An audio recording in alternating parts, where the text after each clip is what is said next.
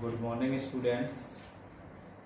आप पीछे फिजिक्स के भागों के बारे में, उपविषयों के बारे में पढ़ चुके हैं। इसके पश्चात हमारी नेक्स्ट हेडिंग आती है भौतिकी में उत्तेजना, एक्साइटमेंट ऑफ फिजिक्स। मतलब आपको फिजिक्स पढ़ने में कितना उत्साह है, कितना आपका मन लगता है, यही आपकी क्या कहलाती है, भौतिकी में उत्तेजना।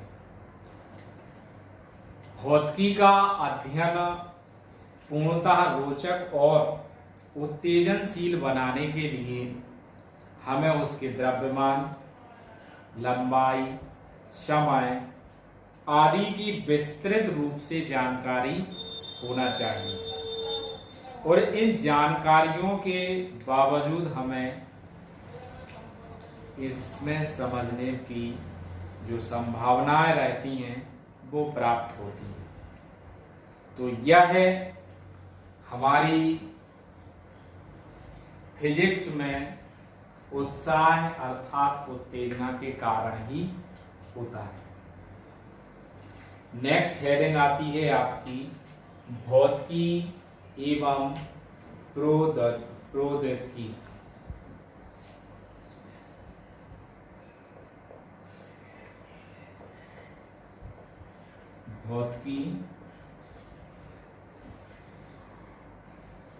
भौतिकी एवं प्रौद्योगिकी। भौतिकी एवं प्रौद्योगिकी।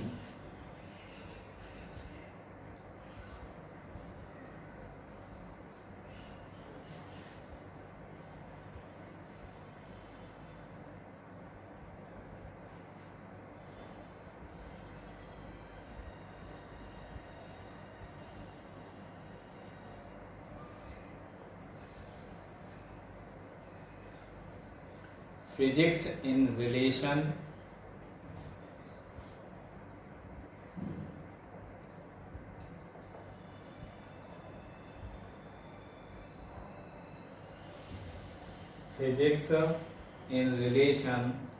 to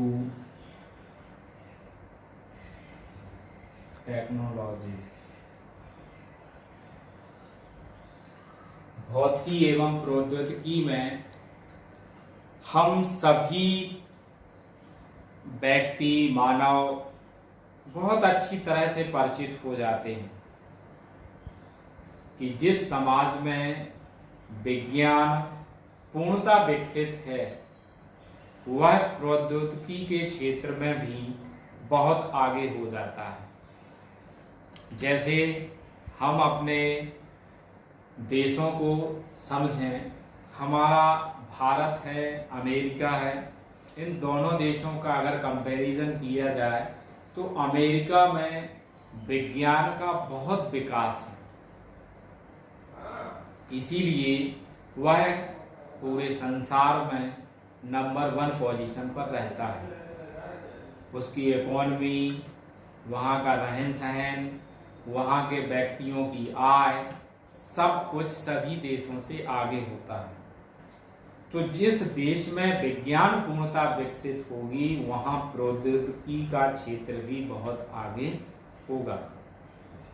वास्तव में प्रौद्योगिकी का जो विकास है वो विज्ञान के कारण ही होता है। विज्ञान से संबंधित हम जो प्रयोग करते हैं और उन प्रयोगों के पश्चात हम पदार्थों से कुछ विशेष गुणों का मापन करके उन्हें एक नई दिशा के रूप में परिवर्तित कर देते हैं और नए नए गणितीय नियमों को आगे लाते हैं, उनमें संबंध स्थापित करते हैं।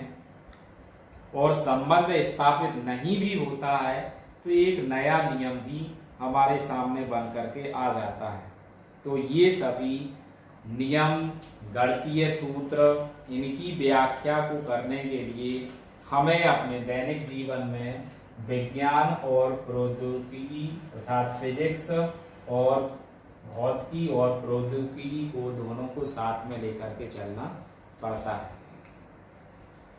प्रौद्योगिकी के विशेषज्ञ विभिन्न उत्पादों और यंत्रों की रचना विज्ञान की सहायता से अर्थात भौतिक विज्ञानों के उपयोग भौतिक विज्ञान का उपयोग करके ही प्राप्त करते हैं।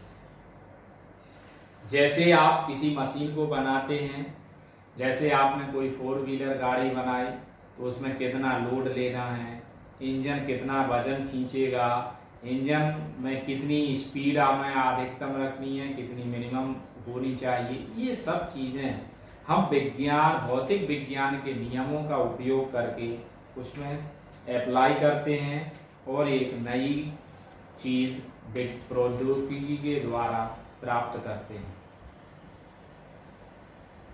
भौतिक विज्ञान के अनुप्रयोग पर आधारित कुछ नवीन तकनीकी और उनके उदाहरण निम्नलिखित हैं। जैसे उपग्रह प्रक्षेपण का विकास दूर संचार के क्षेत्र में एक क्रांतिकारी परिवर्तन की दिशा दिए है। हम प्रक्षेपास्त्र या विभिन्न प्रकार के दूर संचार पृथ्वी से छोड़ते हैं, उनकी सहायता से हम मौसम, भौगोलिक सर्वेक्षण आदि की जानकारी प्राप्त करते हैं।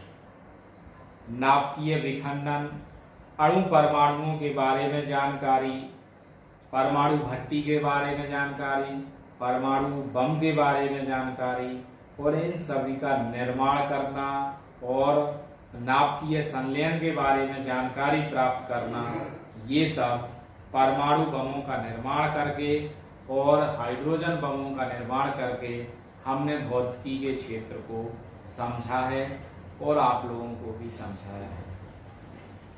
विद्युत चुंबकीय तरंगों के रूप में भी हमने भौतिक विज्ञान का उपयोग किया है कि विद्युत चुंबकीय क्षेत्र में तरंगों के संचरण का अध्ययन किया, जैसे रेडियो तरंगें, टेलीविजन, वायरलेस आदि नाभिकीय आदि दूरसंचार तकनीकी का विकास संभव हुआ है।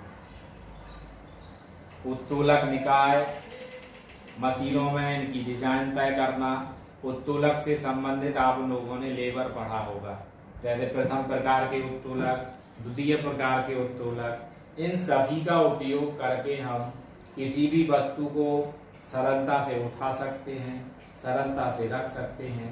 तो यह हम भौतिक विज्ञान का उपयोग करके और किसी मशीनरी का निर्माण कर सकते हैं।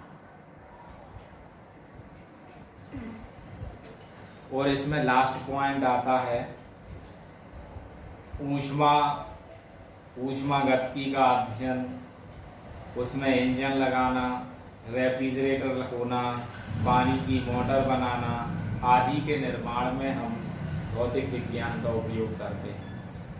इलेक्ट्रॉनिकी के ज्ञान को भी हम आगे बढ़ाने के लिए भौतिक विज्ञान का उपयोग करते हैं, जिसकी सहायता से हमारा टेलीविज़न, कंप्यूटर आदि का निर्माण संभव हुआ है।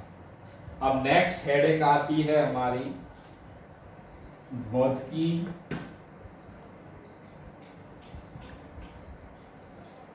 का समाज।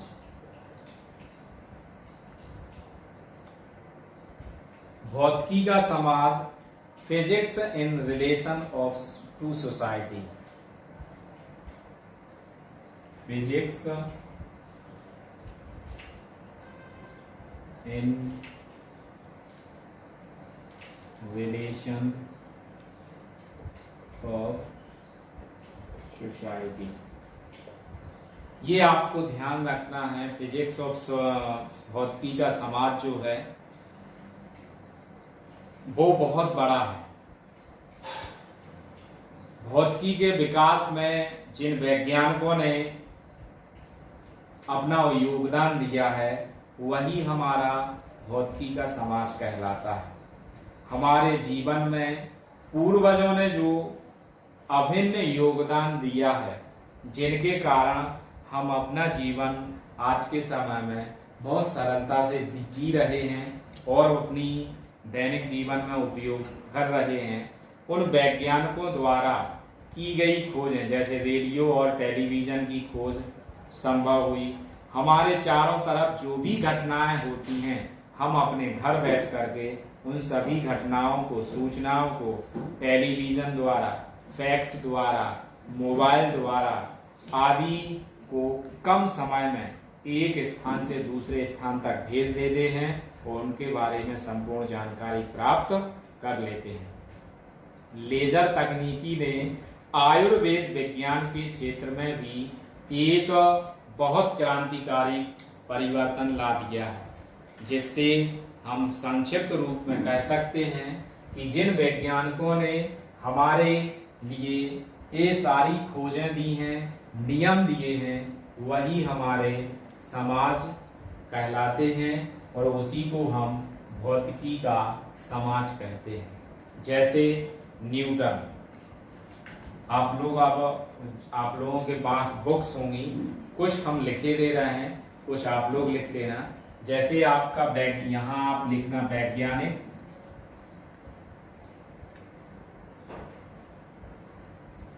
नाम,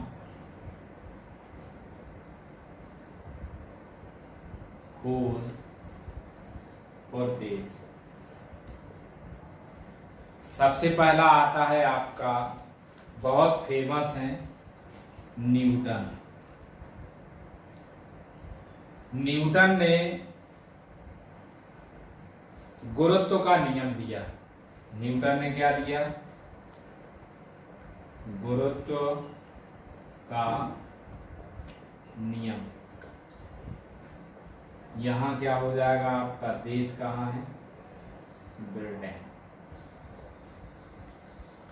दूसरा आपका है मिलिकॉन।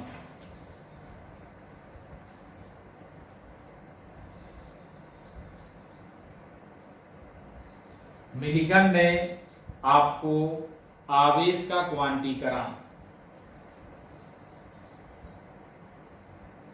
आवेश का क्वांटीकरण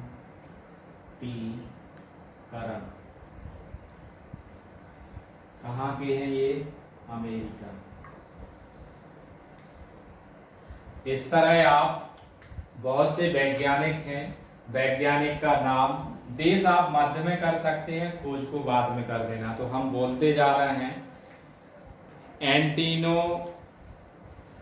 एंटोनी हेवेस्ट, ब्रिटेन, पल्सर की खोज।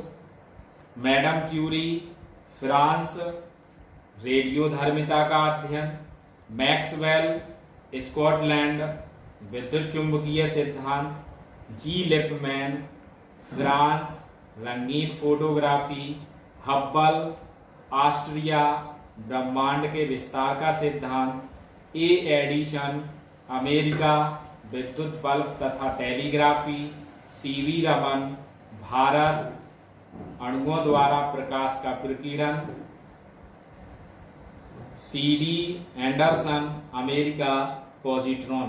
तो ये आपके कुछ वैज्ञानिक हैं और इसकी फोटो हम व्हाट्सएप पे आपको भेज देंगे, तो उससे आप देख करके वैज्ञानिकों के नाम लिख लेना और उनसे संबंधित और देश का नाम लिख लेना।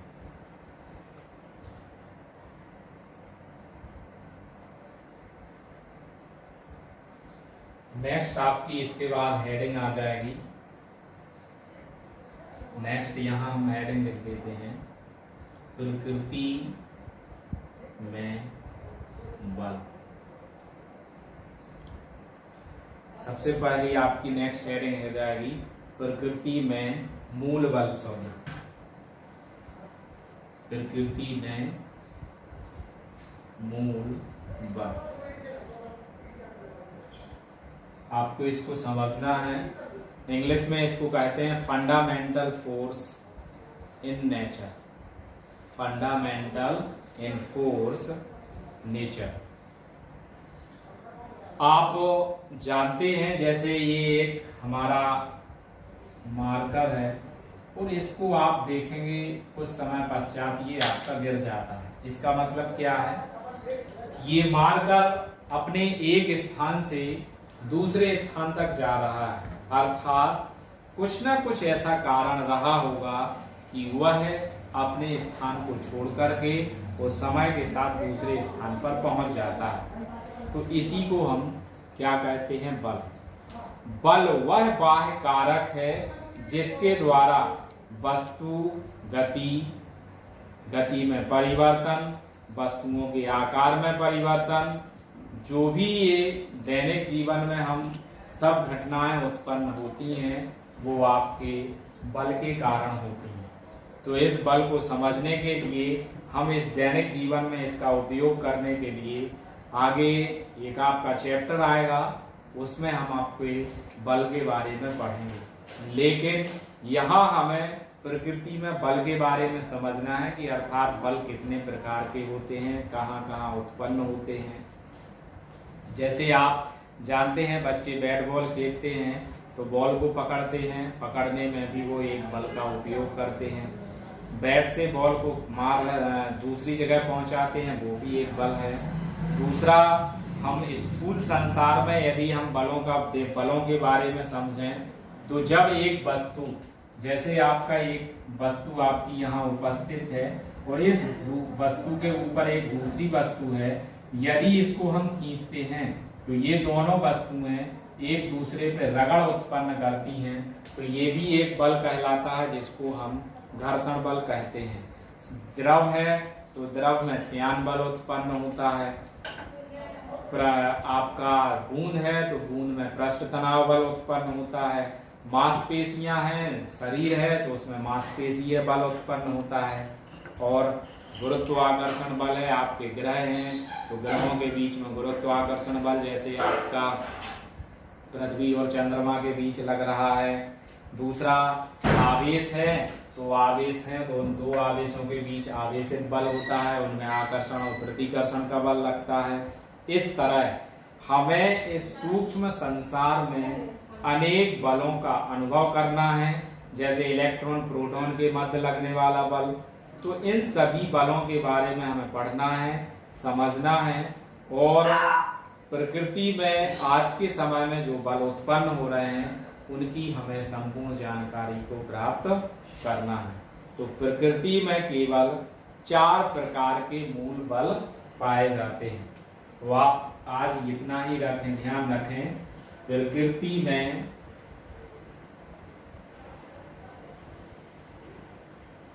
4 प्रकार के मूल बल ही, और इनके बारे में हम अपने नेक्स्ट वीडियो में पढ़ेंगे। प्रकृति के 4 प्रकार के बल हैं उसके बारे में हम अगले वीडियो में पढ़ेंगे।